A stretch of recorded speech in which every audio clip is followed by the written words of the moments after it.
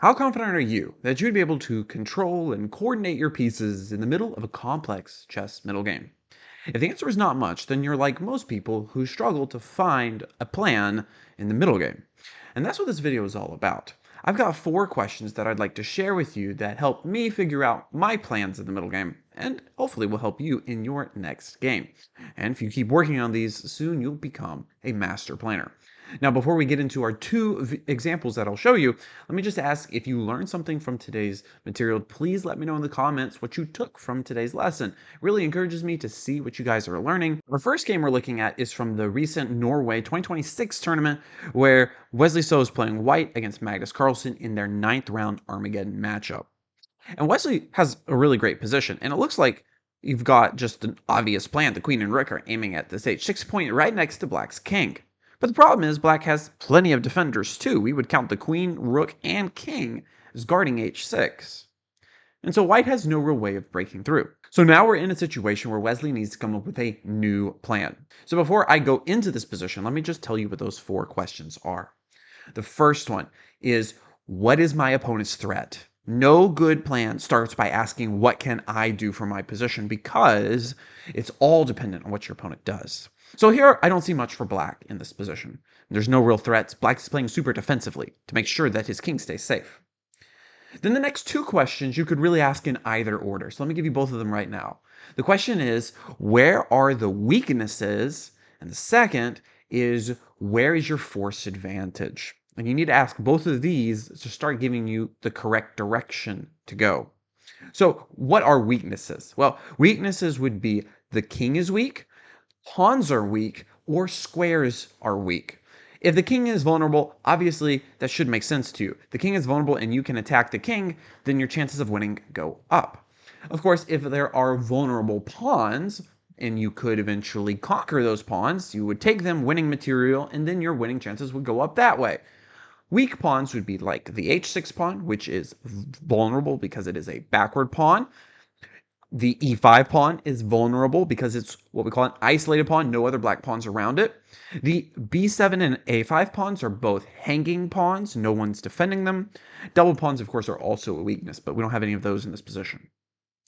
And then finally, weak squares are also important, because imagine if we conquered, say, the square e8, and imagine we had a knight, and we could get that knight to that square. Then obviously we'd be completely winning, since we'd be forking up his entire army.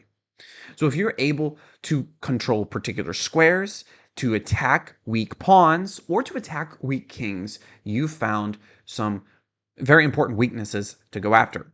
Now, that doesn't tell you entirely where you should go, because you also need to consider your force advantage.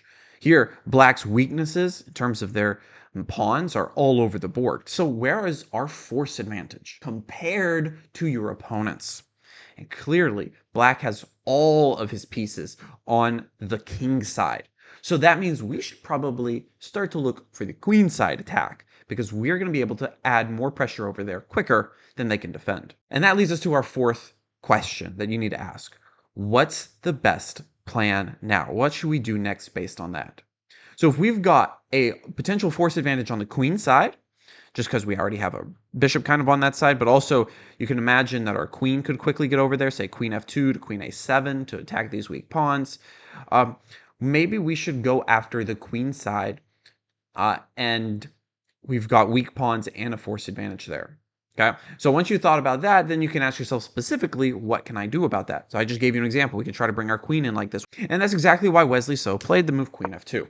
A great move, targeting the weaknesses and trying to give himself a force advantage on the queen side. When you have more pieces on one side of the board, you win on that side of the board. And so black now is in big trouble. And Magnus decided to play knight d7, which is a bit of a mistake, but there wasn't much else he could do. And here Wesley found queen a7. Now the a5 pawn is under threat, and the b7 pawn is attacked as well. Magnus chose to try to repel the queen side attack by bringing his forces to the queen side, which again makes a lot of sense, trying to equalize that force imbalance. Now the queen is starting to help out, but of course Wesley takes on b7. And now Magnus played queen b6, attempting to trade queens and maybe imagining at some point later on to get his knight to f6 and to try to target some of these weak pawns. But we don't even have to worry about whether that's going to be winning for white or not. Here, white realized another thing, and that is that now it's time to move the forces back to the king's side. Now, why is all of a sudden Wesley realizing it's time to go back? Well, it's because every single move, you're asking all four questions. And here again, he asks the questions of where are the weaknesses, where is my force advantage, of course, what's my opponent's threat. And while my opponent does have the threat of my queen and eventually the bishop if my queen moves, here Wesley found a way to get around that completely and played the brilliant move f6. This is a great move which points out how weak black's king position is and wins the game right away. I will let you figure out why knight takes f6 is not the best move. Somebody in the comments can let me know. Rook takes f6, of course, would just hang that knight on d7. And if you try king takes f6, that's going to allow the white rook to come crashing in. There's going to be problems on d6 and eventually on d7, and there's going to be forced mate coming very quickly. So instead, Magnus chose to play king g6, but now the king is in a very vulnerable position, and Wesley realized that the king is weak, the h6 pawn is weak, and he went queen c8. And this is just game over. Magnus resigned after knight takes f6, which was, again, a slight mistake. In case you're wondering, take the bishop. Does that help? No, it doesn't. You're still going to get checkmated thanks to this very nice move, rook takes h6. And there's also plenty of other ways that you can checkmate, but I like this one the most. For instance, king takes, just simply queen h8, and queen to g7 is mate. So Wesley asks the four questions, starts off on the king's side, realizes his force advantage or the weaknesses that he can exploit on the queen side, maneuvers his pieces over there, and then again continues to ask those questions and finds the right moment to switch back to the king side. Now let me show you one more game from the European Cup in 2003. Rook e1 was white's first move. Of course, black is not threatening anything in this position. You always need to ask what's my opponent's attack. Potentially they're targeting a2, but our bishop is defending that. At some point, we could probably push our pawn to a3 and make sure our bishop can go wherever it wants. But for now, there's no real issues. So the second question is, where are the weaknesses? And I think black's weakest point is probably not his king. His king looks pretty safe. I don't see any particular squares that if we controlled that square, we win the game. But I do see a weak pawn, and that would be the backward e7 pawn. Now, it's not technically backward because it's next to another pawn, but that doesn't really matter because we're not going to allow this pawn to ever move forward and catch up with its buddy on d6 after we play the move rook e1. So this is a weak pawn on e7. It can't be defended by another pawn. And of course, since e5 would allow the French en passant move, and you just lose. So we've got ourselves a target. But white also is asking question number 3, where's my force advantage? And where we're going to find our force advantage is going to be in the middle. The reason we know that right away is because we have a space advantage. And you should know that when we have a space advantage, our pieces are generally going to have a force advantage there. Imagine we all try to attack e7. It's very, very hard for black to defend it enough times. It might be able to do it, but it will be very difficult because this rook can come to e8, but then this rook on a8 can't get into the defense because there's no way for the black rook to double. White's rooks, on the other hand, can quickly double. And in fact, after rook f to e8, and white played quickly a3 to make sure that this bishop could slide around wherever it needs to later on without the queen capturing on a2. After black went rook to c8, white went rook c3. And you can see how quickly we're going to be able to create tons of pressure against the e-pawn. When you have a space advantage, you can typically have a force advantage there. So here, black chooses to go f6, potentially trying to get the king into f7, or just to go knight to e5, where the knight will be a little bit better protected. But f6 was probably not the best move. To take advantage of that vulnerability, white went with a very nice move, rook to e3. You do not have time to capture on c4, because after rook takes e7 and a trade of rooks, there will be a fork of the king and of the knight. So black has to defend and chose queen to d8, and white went queen e2. Black blocked with knight e5, and white played b3. Now, in case you're wondering, where does this b3 move come in? It's because we're asking the 4 questions every single move. What is my opponent's threat is the first question. What is my opponent's threat? Knight takes on c4 is a threat, just to try to trade off material. That's an idea. So what does white do? White plays this strange queenside move b3 to quell the threats. Now the c4 pawn is not a problem for a very long time. Again, all 4 questions, every single move. Now, black chose to go queen to a5, and at this point, he's just asking, what's best, that 4th question, and he's decided probably best is I'm obviously going to get hit with f4. My knight's going to have to move out of the way. I'm going to lose e7, so I might as well try to create my own threats and force advantage on the queen side. Unfortunately, it's way too late. White's already been attacking for a long time, and black's really only got a queen to create problems. Now at this point, white starts to play really great chess, and I would not bash you at all for going rook takes e7, grabbing the pawn and crashing through. That looks like a great move to me. But here, white had his eyes on the prize and knew that because of this control of the e-file, which pretty much cuts off a lot of the queenside pieces for black, that he has a kingside force advantage as well. He also has a space advantage on that side of the board.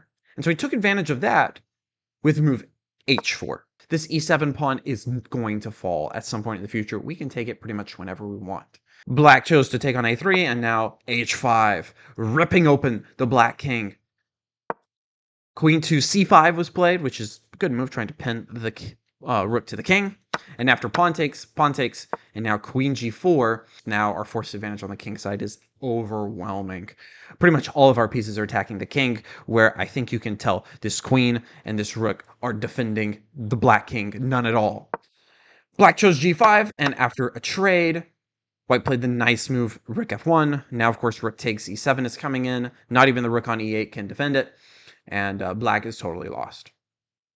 Black chose rook to h8, attempting to get some sort of counterattack going himself, but white is too strong, too fast. Rook takes c7, and after king f8, the nice move rook e3, kind of blocking off the queen coming in. And very importantly, the threat was, again, always asking the question, what's my opponent's threat? Rook to h1 is attacking the king, and then our king would have to probably move to e2, and we would lose. Let me just show you. I know you guys like to see it. Let me just actually show you. There you go. And white loses the game. Anyway, so black would play, white played the move rook to e3, stopping that black queen from coming in and also giving the king a bit of an oasis here on e2. Black checked anyway, and after black played rook to d8, protecting the d7 square because the threat was queen to d7, white played the move queen f4, and the game is just over. Here, all weaknesses are going to be lost. f6 is hanging, and there's just simply a nice little tactic here after rook h6. Pause to see if you can spot this brilliant winning move, and that's rook h7.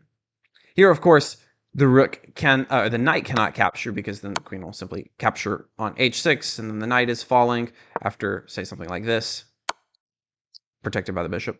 And if you choose to take with the rook, which is what happened in the game, here white just wins queen f6, knight to f7, and you may not be able to calculate force mate, but it is a forced mate here, and white knew that. Queen e7 check, king moves over, queen takes h7. Here black resigned, but of course if you go king takes h7, we're going to go queen f7, king h6, rook h3, king to g5, and my personal favorite pattern would be with rook h5 and queen f5 and rook h3 and queen f3 and rook h1. That's definitely not the fastest mate, but I kind of like that little stair-stepper mate. So those are the 4 questions you got to ask every single move that you are trying to come up with your plan. So question number 1 is, what's my opponent's threats? That's the question that's the most basic of them all. We're always checking what's our opponent trying to do next. And then once we have established that we're safe, we got to look at what are the weaknesses in the position? What can we actually target? What are the weak pawns, weak pieces, and weak king? And then we also look for where will our force advantage be? Which side of the board will we have more forces on? Then you will be able to ask the last question is, what do we do next? All right, if you enjoyed that, then please, again, make sure to leave a comment letting me know what you learned and what you want to see next. And if there's still some cobwebs on what it takes to make a plan, let me tell you, our next video is going to be on what happens when you simply can't think of a plan. We got you covered next. I'll see you in the next video. My name is Jonathan Rasberry. I'll see you there.